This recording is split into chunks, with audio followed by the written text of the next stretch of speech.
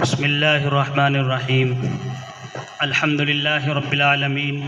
والعاقبۃ للمتقین والصلاة والسلام علی شمس الہدایۃ والیقین وعلی آلہ واصحابہ اجمعین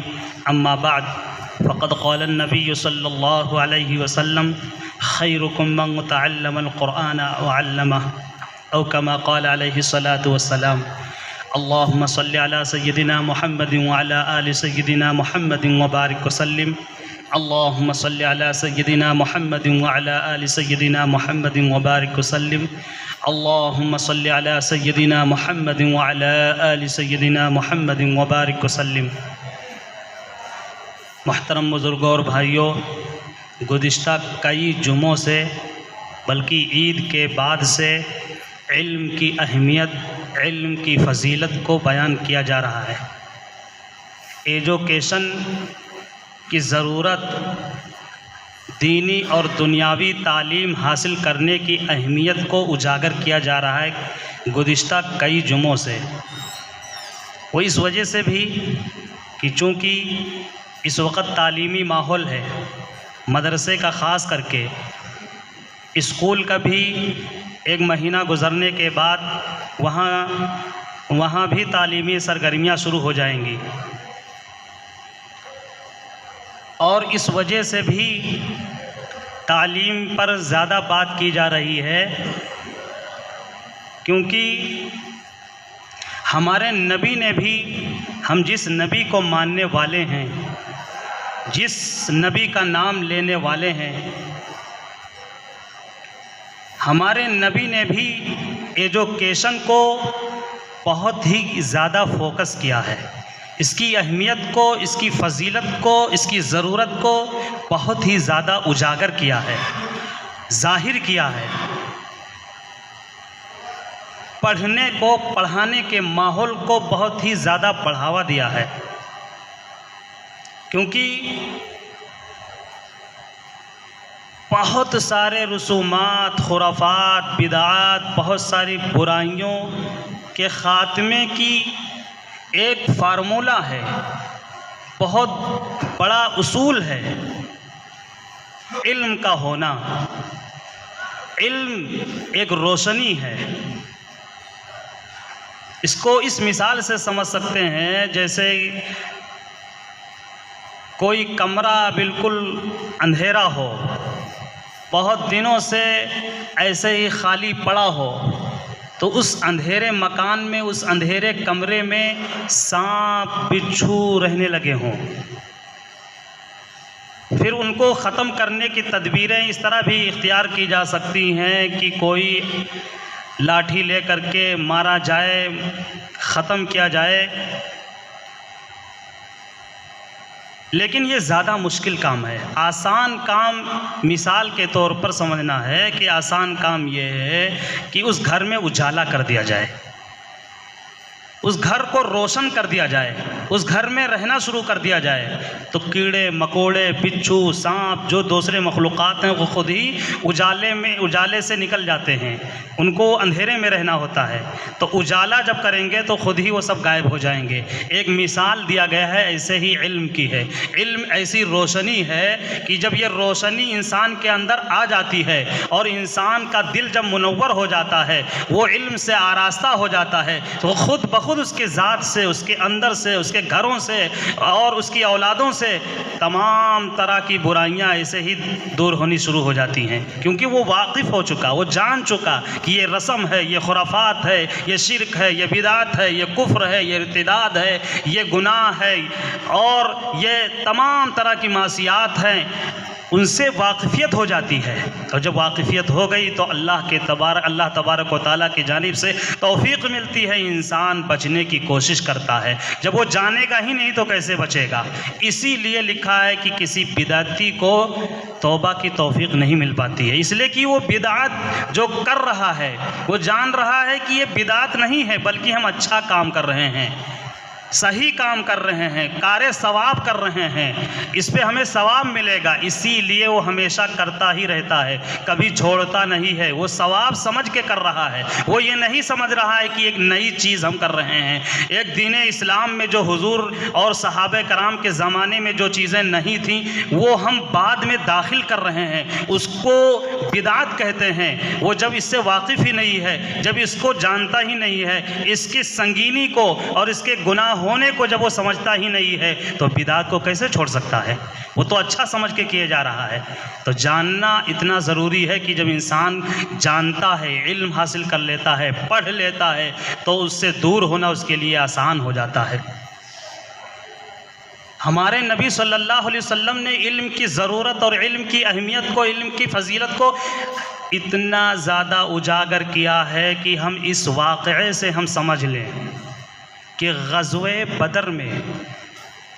70 دشمن قید ہو گئے تھے۔ مشرکین مکہ میں سے جو جنگ کرنے آئے تھے صحابہ سے، مسلمانوں سے، مسلمانوں کو فتح نصیب ہوئی جنگ بدر میں، دشمنوں کی طرف سے 70 لوگ قید بھی کر لیے گئے۔ اب قیدیوں کا کرنا کیا ہے، یہ سامنے آیا معاملہ کہ ان کو کیسے رکھا جائے، چھوڑا جائے، یا کس طریقے سے ان کو چھوڑا جائے، کس شرط پہ چھوڑ دیا جائے۔ ظاہر سی بات ہے اس وقت اور اس سے پہلے کا بھی قانون اور ماحول یہی تھا کہ جو قید کر لیے جاتے، غلام بنا لیے جاتے، ان سے پیسہ لے لیا جاتا تھا اور چھوڑ دیا جاتا تھا۔ یہی اصول پہلے تھا اور چل رہا تھا کہ ان سے کچھ ایک شرط، ایک حد کے مطابق پیسہ لے لیا جائے کہ اتنے پیسے تم دے دو اور تم آزاد ہو، تم جا سکتے ہو۔ اور اس وقت پیسے کی بہت ہی زیادہ ضرورت بھی تھی مسلمانوں کو، اس لیے کہ غربت و افلاس کا ماحول تھا۔ ہر گھر میں غریبی، ہر گھر میں غربت، فاقے پہ فاقے، پیٹ پہ پتھر، مسلسل 2 وقت کھانا مسلمانوں کو یعنی صحابہ کرام کو اس وقت نہیں حاصل تھا۔ ایسی غربت کا ماحول تھا۔ ایسے ماحول میں تو پیسوں کی، دولت کی بہت ہی اشد ضرورت تھی، بہت ہی سخت ضرورت تھی کہ ان سے پیسے لیا جائے اور زیادہ لیا جائے، جس میں زیادہ مقدار میں پیسے ان سے لے لیا جائے اور ان کو چھوڑ دیا جائے، آزاد کر دیا جائے کہ تم جاؤ۔ لیکن نہیں، ایسا نہیں ہوا۔ سیرت کی کتاب کو پڑھ کر کے ہم دیکھ لیں، حضور کی زندگی کو پڑھیں، سمجھیں، جنگ بدر میں ایسا نہیں ہوا۔ ان قیدیوں کے ساتھ ہوا کیا؟ ہوا یہ کہ مشرکین مکہ میں سے جو 70 قید کر دیے گئے ہیں، جو اس میں پڑھے لکھے لوگ ہیں، جو پڑھے لکھے لوگ ہیں، وہ 10 مسلمان کو، صحابی کو پڑھا دیں اور وہ آزاد ہو جائیں۔ یہ واقعہ ہے سیرت میں، حضور کی سوانح حیات میں یہ ہے کہ حضور نے یہ فیصلہ فرمایا کہ تم میں سے جو لوگ پڑھے لکھے ہو وہ مسلمانوں کو 10 مسلمان کو، 10 فرد کو پڑھاؤ، علم سے آراستہ کر دو اور تم آزاد ہو۔ اب یہاں ہم غور کریں، مشرکین مکہ کو پڑھانے کا کہا گیا۔ ظاہر سی بات ہے وہ ابھی تو مسلمان بھی نہیں تھے، وہ تو قرآن بھی نہیں پڑھے ہوئے تھے، وہ تو دین بھی نہیں جانتے تھے، وہ تو شریعت بھی نہیں جانتے تھے، وہ تو مشرکین تھے۔ مشرکین یعنی غیر مسلمان کو حضور فیصلہ فرما رہے ہیں کہ تم پڑھاؤ مسلمانوں کو اور تم آزاد ہو جاؤ۔ کیا سمجھ میں آتا ہے؟ سمجھ میں یہ آتا ہے کہ اللہ کے یہاں جتنے بھی جو علوم ہیں وہ اللہ ہی کی طرف سے علوم ہیں۔ ہم نے اس کو تقسیم کر دیا ہے کہ یہ دینی علوم ہے، یہ دنیاوی علوم ہے، یہ عصری علوم ہے، یہ سرکاری علوم ہے، یہ اسکول کے علوم ہے۔ یہ علوم اللہ کے ہاں کوئی تقسیم نہیں ہے۔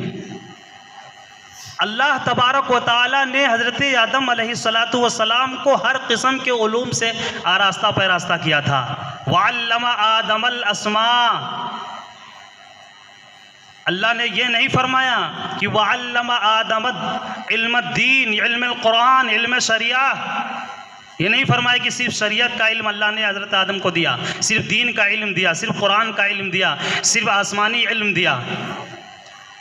اسماء کا لفظ ہے، وعلم آدم الاسماء، جو اللہ تبارک و تعالیٰ نے حضرت آدم علیہ السلام کو علم سے نوازا، وہ عام علم، جنرل علم، ہر قسم کا علم تھا۔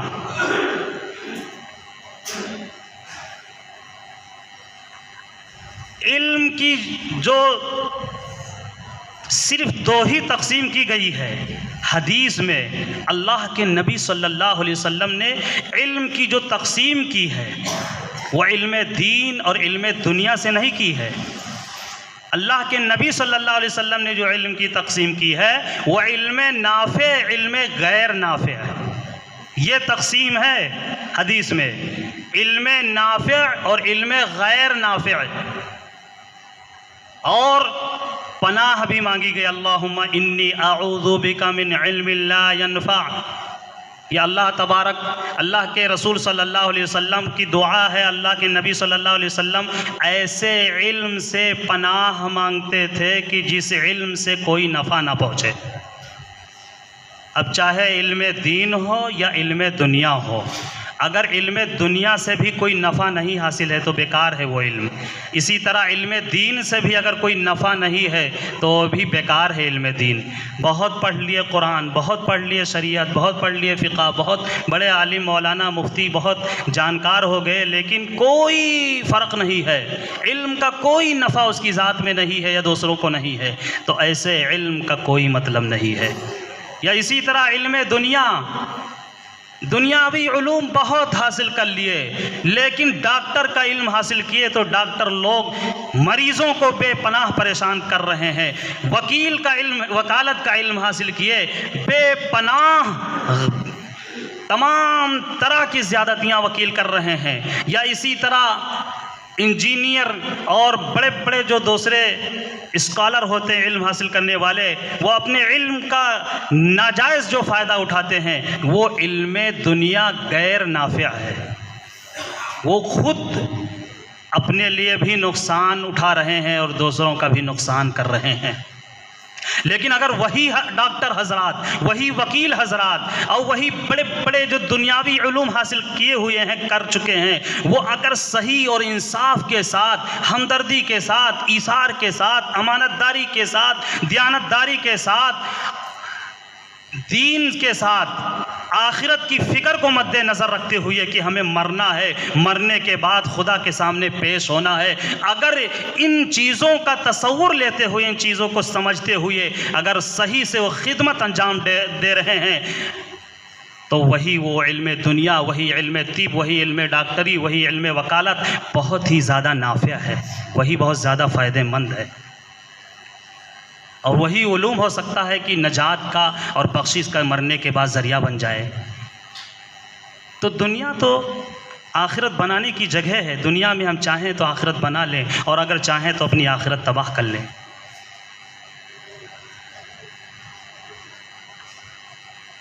علم کی اسی لیے اتنے زیادہ باتیں کی جا رہی ہیں کئی جمعوں سے، اور کرنی چاہیے کہ ہمارے نبی نے بھی علم کو بہت فوکس کیا ہے، بہت ہی زیادہ اجاگر کیا ہے۔ قرآن اللہ نے بھی بہت زیادہ فوکس کیا ہے، پہلا حکم جو دیا ہے وہ صرف پڑھنے کا دیا ہے، اقرأ بسم ربک الذی خلق، پڑھیے اپنے رب کے نام سے جس نے تمہیں پیدا کیا، پڑھنے کا حکم اللہ نے دیا۔ آج ہمارے جس نبی کے ماننے والے ہیں، جس نبی نے علم کو اتنا زیادہ ہائی لائٹ کیا ہے، اس نبی کے ماننے والے ہمارا حال علمی اعتبار سے کیا ہے؟ نہ دینی علوم، نہ دنیاوی علوم، نہ ہم مدرسوں میں بھیجنا چاہتے ہیں، نہ حافظ قاری، عالم مولانا مفتی بنانا چاہتے ہیں، اور نہ ہی بہت ہی زیادہ ہم دنیاوی تعلیم بھی حاصل اپنی اولاد کو کرانا چاہتے ہیں۔ بہت زیادہ پرائمری اسکول، بہت پڑھ لیے تو ہائی اسکول، اس کے آگے جیسے سمجھتے ہیں کہ اس کے آگے کوئی علوم ہے ہی نہیں، اس کے آگے پڑھنا ہی نہیں چاہیے۔ یا اسی طرح بہت پڑھا دیے تو اردو عربی آ گئی، بس اتنے ہی پہ اکتفا کر لیتے ہیں۔ نہ اس کو عقائد کا علم، نہ قرآن کی چند صورتیں اس کو حفظ، نہ اس کو کلمے کا علم، نہ اس کو ضروری مسائل کا علم، وضو کے فرائض، غسل کے فرائض، غسل کب فرض ہوتا ہے، یہ سب چیز بالکل نہیں جانتے ہیں۔ آگے قرآن کا علم، حدیث کا علم، فقہ کا علم، اس کو بالکل غیر ضروری سمجھتے ہیں۔ بہت پڑھا دیے تو ہاں اردو صحیح ہو جائے، عربی صحیح ہو جائے، عربی اردو صحیح ہو جائے۔ ہمیں اس پہ فکر کرنے کی ضرورت ہے۔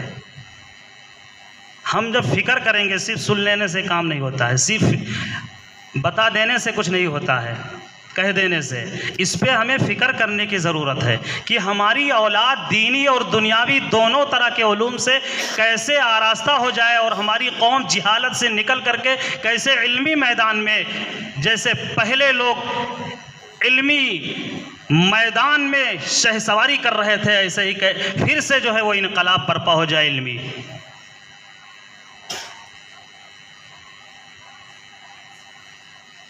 گھر گھر میں ہمیں اندازہ لگانا ہوگا کہ اس گھر میں بچے ہیں، کتنے بچے ہیں، اور وہ بچے پڑھ رہے ہیں کہ نہیں پڑھ رہے ہیں۔ اگر نہیں پڑھ رہے ہیں تو کس بنیاد پر نہیں پڑھ رہے ہیں؟ غربت کی وجہ سے تو ایسا نہیں کہ وہ پڑھائی چھوڑے بیٹھے ہیں۔ اگر غربت کی وجہ سے، اگر پیسے نہ ہونے کی وجہ سے اگر وہ پڑھائی نہیں کر پا رہے ہیں، تو ہم میں سے، ہماری قوم میں سے، امت محمدیہ میں سے اللہ نے جسے ثروت سے نوازا ہے، مال و دولت سے نوازا ہے، جہاں ان کی فکریں ہوتی ہیں کہ ہم غریبوں کی مدد کریں، فلاں موقع پہ، عید کے موقع پہ، بقرعید کے موقع پہ، رمضان کے موقع پہ ہم پیسے دے دیں، یہ بانٹ دیں، وہ پہنچا دیں،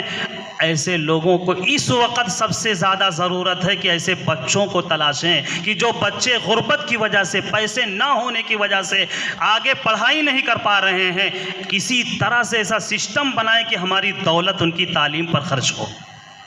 ان کی پڑھائی پر ہمارے پیسے لگ جائیں۔ اور کوئی مشکل کام نہیں، آسانی سے اس کو ایک مشن بنا کر کے کیا جا سکتا ہے کہ کچھ بچے لسٹ بنا لیں کہ اتنے بچے جو غریب بچے ہیں وہ ہمارے پیسے نہ ہونے کی وجہ سے آگے نہیں پڑھ پا رہے ہیں، دینی یا دنیاوی دونوں طرح کی باتیں ہو رہی ہیں۔ تو کس طرح سے وہ بچے آگے بڑھ سکتے ہیں، کیسے پڑھ سکتے ہیں؟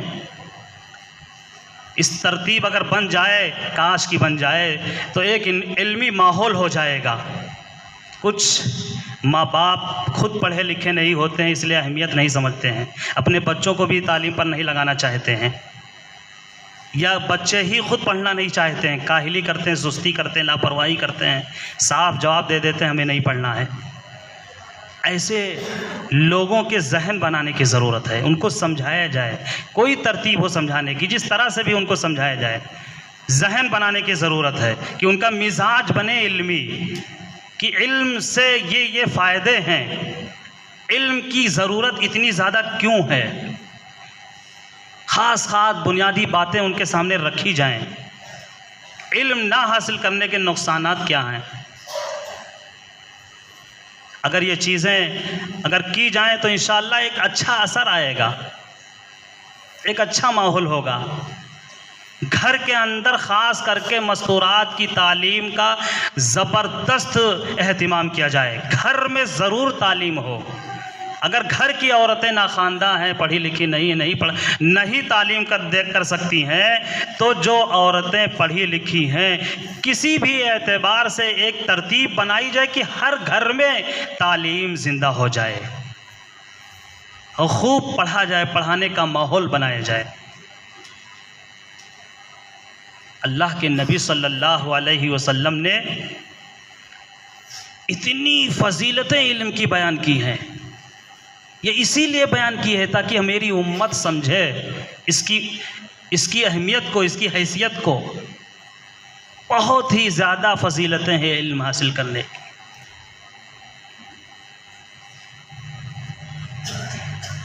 ایک حدیث میں تو اللہ کے نبی صلی اللہ علیہ وسلم نے علم دین کے تعلق سے فرمایا، خیرکم من تعلم القرآن وعلمہ، کہ تم میں سب سے بہتر وہ ہے جو قرآن سیکھے اور سکھائے۔ بہت ہی مشہور حدیث ہے، کسی قسم کا اس میں کوئی اس حدیث میں ضعف نہیں ہے۔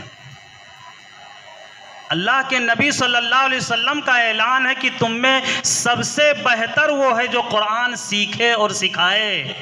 یہ ہم آپ کہتے تو ہو سکتا ہے کہ باتیں جھوٹ ہو جاتی، لیکن یہ اصدق الصادقین جو سچوں کے سچے اور محسن انسانیت سرکار دو عالم حضرت محمد مصطفیٰ صلی اللہ علیہ وسلم کی زبان مبارک سے یہ حکم ہے کہ تم میں سب سے بہتر وہ ہے جو قرآن سیکھے اور سکھائے۔ قرآن کی تعلیم اگر بچوں کو دے دی جائے، بچے اگر حافظ قرآن ہو جائیں، مرنے کے بعد ایسے والدین کو ایک الگ پوسٹ ملے گا، ان کے سر پہ ایسا تاج سجایا جائے گا کہ حدیث میں ہے کہ سورج سے زیادہ چمکدار وہ تاج ہوگا جن کے بچے حافظ قرآن ہو جاتے ہیں، قرآن سیکھ لیتے ہیں، حفظ کر لیتے ہیں، اپنے سینے میں بسا لیتے ہیں، محفوظ کر لیتے ہیں۔ قرآن اپنے سینے میں بسا لینے والے ایسے حافظ کے تعلق اور ان کے سلسلے میں اللہ کے نبی صلی اللہ علیہ وسلم نے بیان فرمایا کہ ایسے حافظ کو اللہ کے جانب سے اعلان ہوگا کہ 10 لوگوں کی یہ سفارش کریں، میں ان کی سفارش قبول کروں گا۔ یہ حدیث ہے، اللہ تبارک و تعالیٰ فرمائیں گے کہ حافظ مرنے کے بعد میدان محشر میں 10 گنہگاروں کو، 10 جہنمیوں کو، جن کے جہنم میں جانے کا فیصلہ ہو چکا ہوگا کہ ان کو جہنم میں جانا ہی جانا ہے، اگر حافظ کھڑے ہو گئے اور نام بنام بتا دیے 10 لوگوں کو، تو اللہ تبارک و تعالیٰ ایسے حافظ کی سفارش کو ٹھکرائیں گے نہیں، بلکہ حافظوں کی سفارش کی لاج رکھتے ہوئے اللہ تبارک و تعالیٰ پہلے ہی فرما دیے ہیں کہ میں ان کی سفارش کو سنوں گا اور ایسے لوگوں کی بخشش ہو جائے گی، جہنم سے آزادی ہو جائے گی۔ ہم مومن ہیں، مسلمان ہیں، ہمارے لیے اصل آخرت ہے، دنیا نہیں ہے۔ ہمیں آخرت کی سوچ رکھنی چاہیے کہ ہمیں مرنے کے بعد ہمارا ماحول کیا ہوگا، ہمارے حق میں کیا فیصلہ ہوگا۔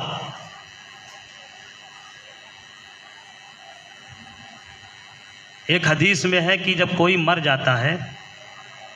تو اس کا جو اس نے دنیا میں جو کچھ کیا اس کو تو اس کا پھل ملنا ہے، اچھا کیا تو ثواب ملنا ہے، برا کیا تو اس کو سزا ملنی ہے۔ لیکن 3 عمل ایسا بھی ہے کہ انسان اپنی زندگی میں اگر کر لے، مر گیا تب بھی اس کو اس کا ثواب پہنچتا رہے گا۔ اس کو کہتے ہیں صدقہ جاریہ،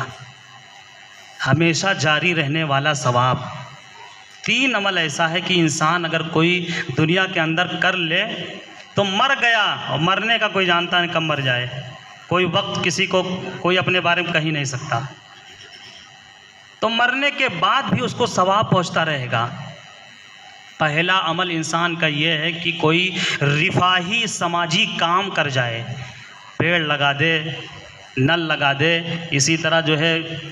راستہ بنوا دے، کسی کا مکان بنا دے، یا کوئی کسی ایسی رفاہی کام جس سے جنرلی پبلک جو ہے فائدہ اٹھائے، اس سے نفع حاصل کرے، پبلک عوام لوگ اس سے فائدہ حاصل کریں۔ جب تک فائدہ حاصل کرتے رہیں گے تب تک اس کو ثواب اس کا ملتا رہے گا اس کو۔ دوسرا عمل یہ ہے کہ وہ خود کسی کو اچھی بات بتا دے، کسی کو پڑھا دے، کسی کو ایک آیت ہی سکھا دے، قرآن کی حدیث سکھا دے، یا اسی طرح مسئلے مسائل سمجھا دے، کسی کو راہ راست پر لانے کا ذریعہ وہ بن جائے، تو جب تک وہ خود عمل کرتا رہے گا، اس کی اچھی باتوں پر عمل کرے گا، بتائی ہوئی باتوں پر، تب تک اس کو ثواب ملتا رہے گا بتانے والے کو، اور وہ آگے مزید کسی کو اور بتاتا ہے یا کسی کے ہدایت کا وہ خود ذریعہ بنتا ہے، تو سب سے پہلے جس نے بتایا پھر اس نے دوسرے کو بتایا، دوسرے نے تیسرے کو بتایا، یہ سلسلہ جیسے تیسے آگے بڑھتا جائے گا، چلتا جائے گا، پہلے والے کو ثواب ملتا رہے گا۔ مثال کے طور پر کسی نے قرآن پڑھا دیا کسی کو، پھر پڑھنے والے نے کسی اور کو پڑھا دیا، پھر کسی پڑھنے والے نے اور کو پڑھا دیا، جیسے یہ سلسلہ چلا آ رہا ہے، تو شروع میں جس نے پڑھایا برابر جب تک لوگ پڑھتے رہیں گے، عمل کرتے رہیں گے، سب کے عمل کرنے کا ثواب پہلے والے کو ملتا رہے گا۔ یہ دوسرا عمل ہے۔ اور تیسرا عمل یہ ہے کہ نیک اولاد چھوڑ دے، یعنی اپنی اولاد کو نیک بنا دے، ایسی تعلیم دے دے، ایسی تربیت دے دے، اس طرح سے ان کے سوچ کو دینی بنا دے کہ وہ اولاد خود عمل کریں، دین پر عمل کریں، شریعت پر عمل کریں، اچھی زندگی گزاریں، اور اپنے ماں باپ، مرحوم ماں باپ کے لیے ایصال ثواب کرتے رہیں، دعائیں کرتے رہیں۔ ایسی نیک اولاد چھوڑنے والے ماں باپ کو بھی مرنے کے بعد ان اولاد کا ثواب ملتا رہے گا۔ یہ 3 عمل ایسا ہے کہ دنیا کے اندر کوئی اگر کر لے، مر گیا تب بھی اس کا ثواب اس کو ملتا رہے گا۔ اگر ہم اپنے بچوں کو مدرسے میں دینی تعلیم سے لگا دیں یا دنیاوی تعلیم سے لگا دیں، ہمارے بچے مدرسے میں آ گئے جیسے، کیا کچھ نہیں سیکھیں گے؟ یہاں کا ماحول کچھ اور ہے، باہر کا ماحول کچھ اور ہے، یہاں کی تربیت جو پائیں گے اور تمام طرح کی جو برائیاں، بدمعاشیاں، بچوں میں آپس میں جو صحبتیں ہوتی ہیں، ان تمام چیزوں سے بچے سیف ہو جاتے ہیں آ کر کے، اور جو سیکھتے ہیں وہ الگ چیز، جو حاصل کرتے ہیں وہ الگ چیز۔ یا اسی طرح دنیاوی تعلیم ان کو ہم دلا دیں، وہ پڑھ لیں گے، پڑھنے کے ساتھ ساتھ بہت ساری چیزیں، جانکاری ان کے اندر آ جائے گی، آگے چل کر کے وہ چاہیں تو اپنی آخرت بھی بنا سکتے ہیں ان علوم کے ذریعے سے۔ تو یہی کامیابی کا زینہ ہے، اور یہی ہمارے نبی صلی اللہ علیہ وسلم نے اسی لیے علم دین کو یا علم دنیا کو اتنے زیادہ ہائی لائٹ کیا کہ ہماری امت علم سے آراستہ ہو جائے۔ جہالت، دور جاہلیت کو ہمارے نبی نے بالکل ختم ہی کر دیا کہ اب وہ جہالت پھر واپس نہ آئے۔